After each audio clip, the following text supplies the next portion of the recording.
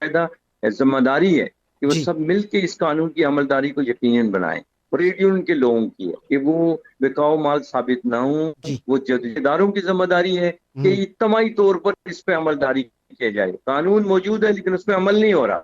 قانون موجود ہے عمل نہیں ہو رہا تو اس کا مطلب قانون موجود نہیں ہے. صحیح اس صحیح میں ذمہ داری کا تعین آپ کریں گے تو ابتدائی ذمہ داری سبھی کی بنتی ہے. سب سے زیادہ ٹریڈ یونین کی بنتی ہے, ہوں فیڈریشن کی بنتی ہے, پولیٹیکل پارٹیز کی بنتی ہے, پھر حکومت وقت کی بنتی ہے صحیح کہ وہ آگے بڑھ مزدوروں کے جو جائز قانونی حقوق ہیں اس کی پاسداری کرائیں. پوری دنیا میں جہاں حقوق ملنے ہوتے ہیں وہاں انصاف کا راستہ ہوتا ہے. ہوں یہاں 22 سال 25 سال لوگ ایڑیاں رگڑتے ہیں, مر جاتے ہیں, اور پھر کہیں پتہ چلتا ہے کہ جی ان کے حق میں فیصلہ ہو گیا یا ان کے خلاف فیصلہ ہو گیا. تو یہ انصاف کا جو نظام ہے جی جی اس میں بھی ریفارمز کی ضرورت ہے. لیبر کے جو دور حاضر کی جو مشکلات ہیں اس کے لیے بھی ریفارمز کی ضرورت ہے. اسی ہوں طرح سے جو ہے نا محنت کشوں کے جو حقوق سلب ہو رہے ہیں اس کے بھی بڑی ریفارمز کی ضرورت ہے.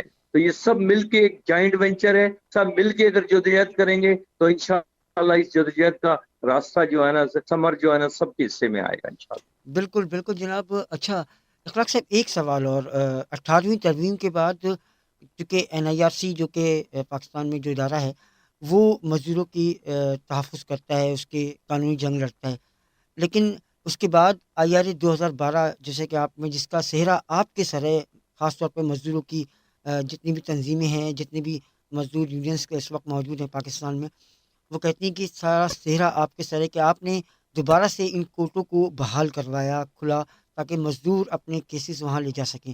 ذرا اس کے حوالے سے بتائیے گا یہ کیا اس میں کتنی لمبی طویل جنگ ہے آپ کی اور کیا کیا مشکلات آئیں آپ کو؟ دیکھیں یہ جو 18ویں ترمیم بھی ہوئی تھی لیکن ہمارا جو معاملہ تھا وہ 10ویں ترمیم کے تھا. اچھا 10ویں جو ترمیم ہوئی اور اس میں لیبر کے سبجیکٹ کو پرانشل کر دیا گیا, لیکن جو ملٹی پرانشل ادارے تھے ہوں جیسے کہ ملک کے اندر OGDC تھی, PIA تھی, اسی طرح سے بینکس تھے, بہت سارے ادارے تھے جو ایک وقت میں 2 صوبوں میں تھے, 3 صوبوں میں تھے, 4 صوبوں میں تھے, تو ہوں ان کے لیے قانون موجود نہیں تھا. اس کے لیے پھر جو ہے نا جدوجہد کا راستہ اختیار کیا. قانونی جدوجہد تھی وہ IRA 12 کی شکل میں آئی. ہوں ہمیں جو اس میں ایسے لوگ تھے جو محنت کشوں کے کیسز کو الجھا کے رکھ لیتے ہیں.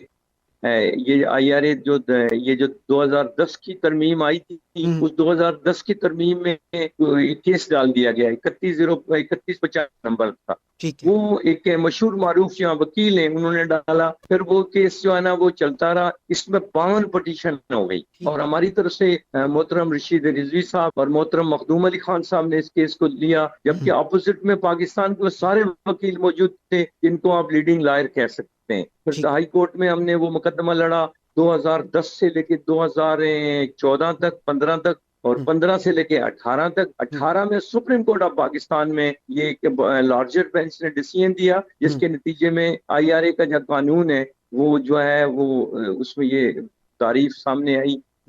یہ جو NIRC ایک پراپر فورم ہے, محنت کش اپنے قانونی حقوق کے لیے جو ہے نا اس سے NIRC رجوع کریں تاکہ ان کو یہ قانونی حقوق مل سکیں.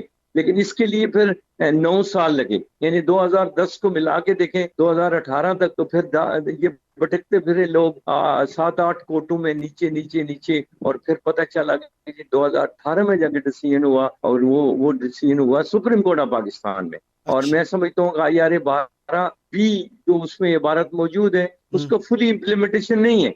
صحیح. اگر اس میں ایک ہے کہ ٹریڈ یونین ہونی چاہیے, پھر یہ ہے کہ ایگریمنٹ ہونا چاہیے, پھر یہ ہے کہ ریویژن آف پے اسکیل ہونا چاہیے, پھر یہ ہے کہ محنت کش جو مستقل ادارے ہیں وہ مستقل ملازمت ہونی چاہیے, لوگوں کے جملہ حقوق جو ٹرمز اینڈ کنڈیشن کے اعتبار سے ہیں وہ ملنے چاہیے. صحیح. لیکن ایسا نہیں ہے. صحیح ہے.